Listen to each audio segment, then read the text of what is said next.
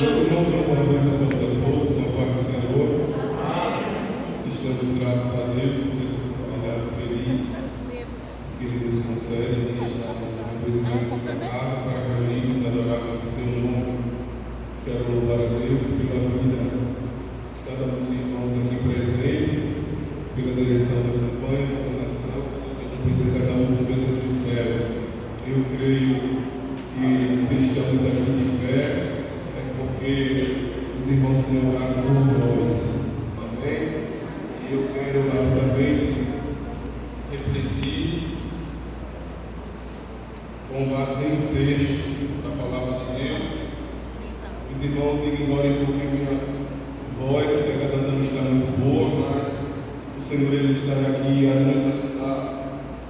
E eu vi que tinha na arte de divulgação um texto que é justamente o que nós chamamos por base dos textos, no livro do profeta Malaquias, capítulo 3, versículo 18, que é um versículo bem conhecido de toda a igreja.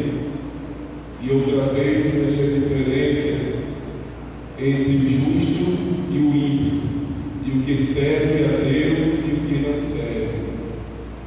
Quando nós observamos a palavra de Deus, descobrimos que este livro, que é intitulado com o nome desse profeta, Malaquias, ele foi escrito por volta do ano 420 a 430 a.C., e o seu tema central é a mensagem de juízo contra a nação de Israel. Malaquias, ele foi levantado por Deus em um período muito difícil. O nome deste profeta é um nome de origem hebraica, e significa mensageiro de Javé, ou simplesmente meu mensageiro. O mensageiro a qual Deus tinha levantado para profetizar a nação de Israel, justamente em um período que seguia. A nação de Israel havia saído do cativeiro da Babilônia, qual passou um período de 70 anos, e justamente após esse período pós-exílio, o Senhor levanta o profeta Malaquias e outros profetas, como seu contemporâneo, o profeta Neemias, para profetizar a nação de Israel.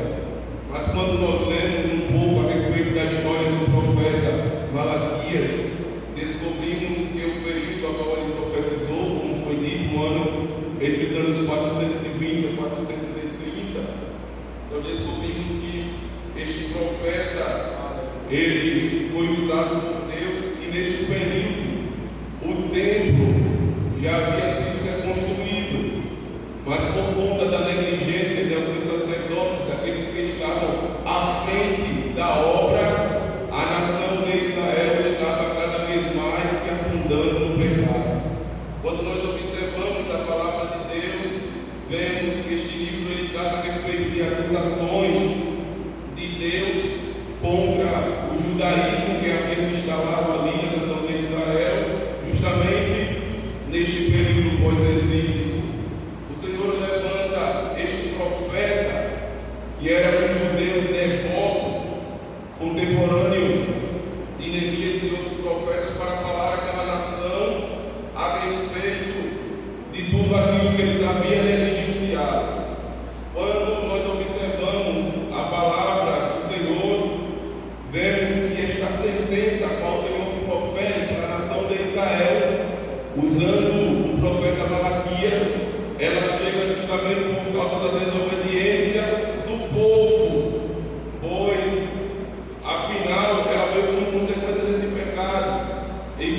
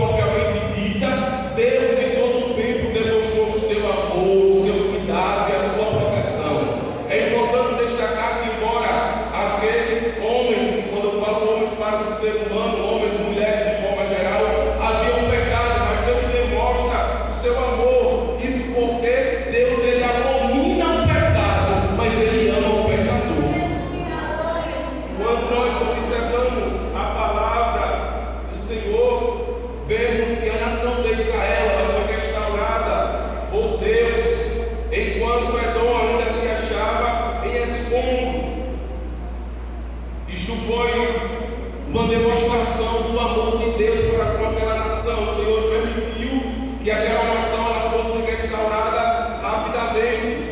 E quando nós paramos para meditar a respeito da nação de Israel, de forma específica no livro de Malaquias, vemos que os sacerdotes eram apontados como os principais causadores desse desvio, deste abandono de crença desta nação. Afinal, eles haviam negligenciado um serviço que era primordial, essencial para aquela nação. Aí você pode perguntar, e aí, irmão Tiago? Eu já te respondo antes que me pergunte: a adoração. Porque quando nós observamos a palavra de Deus, vemos que quando Deus ele criou o homem no pó da terra, e o homem foi feito alma vivente, o homem foi criado com um objetivo. O homem adorou a criação de Deus, e o homem, o ser humano, ele sente essa necessidade de adorar o Deus Santo e Poderoso. Nós fomos criados para tributar a Deus o louvor, a adoração que Ele merece. A nação de Israel, neste momento, havia perdido a sua essência. Os sacerdotes não estavam nem aí para aquilo que estava acontecendo. A nação cada vez mais adotando casamentos mistos, porque quando nós lemos o contexto de Malaquias, descobrimos que alguns daqueles israelitas que estavam ali haviam se divorciado de suas mulheres e adotado os casamentos mistos com mulheres pagãs, por ser mais novas. Quando nós observamos a palavra de Deus, vimos que eles estavam ali justamente destruindo, quebrando uma aliança, um pacto que Deus ele havia estabelecido a respeito do casamento, quando diz que ele é eterno.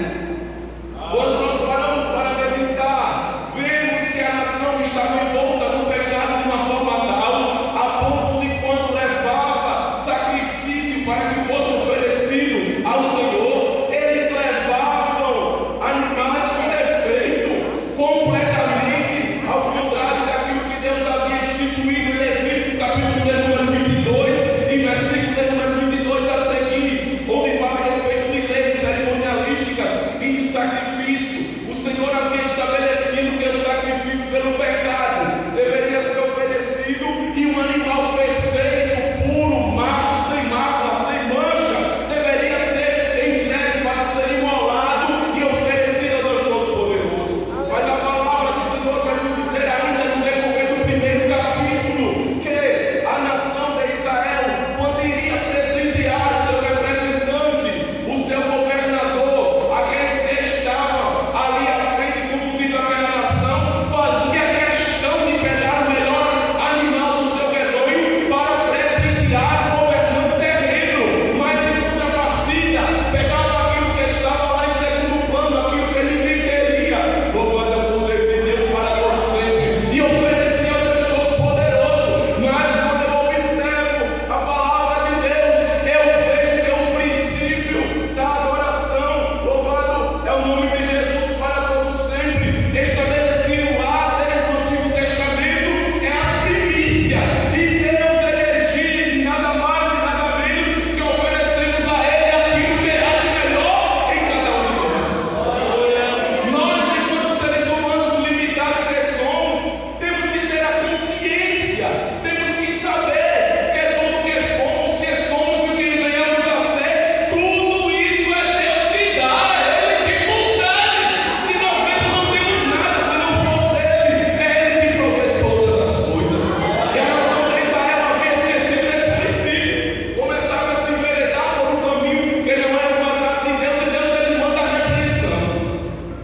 A palavra do Senhor então nos mostra que Deus ele começa a castigar a nação de Israel. E o castigo de Deus, ele vem para correção. Porque muitas vezes Deus permite tantos acontecimentos que na ótica humana é incompreensível, mas que para que através daquela situação ele venha a tratar, ele venha a moldar, a modelar os seus chamados. Quando nós observamos a palavra de Deus,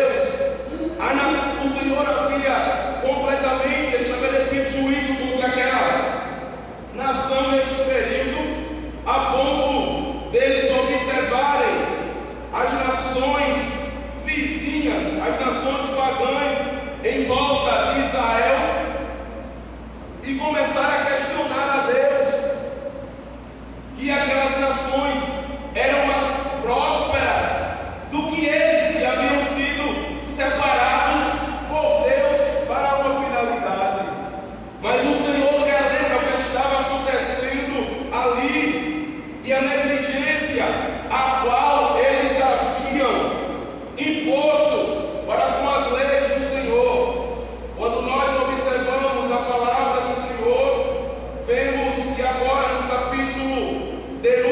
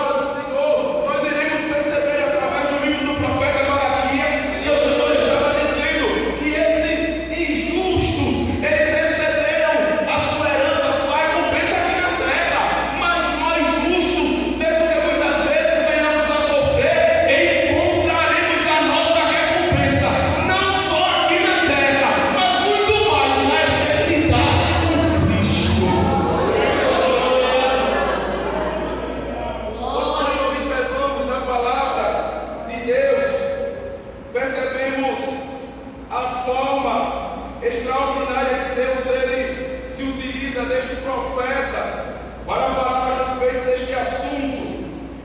No verso de número 18, de forma específica, Deus ele mostra essa diferença que será vista entre os justos e os ímpios no dia do Senhor, e será claro que Deus ele favorecerá os justos, aqueles que são fiéis a Ele. Quando nós observamos, vemos que neste capítulo, de número 13, de forma específica e direta, os versículos de número 17 e 18 servem como um encorajamento para os crentes permanecerem fiéis ao Senhor, mesmo quando enfrentarem oposição ou dificuldades, porque estamos aqui nesse mundo, mas não estamos livres da oposição, não estamos livres de passarmos por dificuldades, mas o que eu acho interessante é que Deus ele faz uma promessa de estar conosco todos os dias, de cuidar e de proteger aqueles que são fiéis aos seus princípios e à sua palavra. E no final a diferença entre o justo e o ímpio será clara. Quando nós observamos a palavra do Senhor diante deste contexto, quando eu estava lendo, automaticamente o Senhor me fez lembrar de um servo seu, livro de Gênesis, capítulo de número 26. Então vamos por base, versículo de número 24 e 25, fala a respeito da história de um homem, de um patriarca chamado Isaac. E quem não se lembra da história deste homem, nós podemos ver aqui na vida de Isaac de forma clara o que o profeta Malaquias estava falando para aquela nação. Ele estava dizendo, independente do tempo, independente da oposição, independente da opressão e dificuldade, vocês devem permanecer firmes e ter esperança na promessa do Senhor, porque a promessa do Senhor não falha. A palavra do Senhor nos mostra e fala no livro de Gênesis, capítulo de número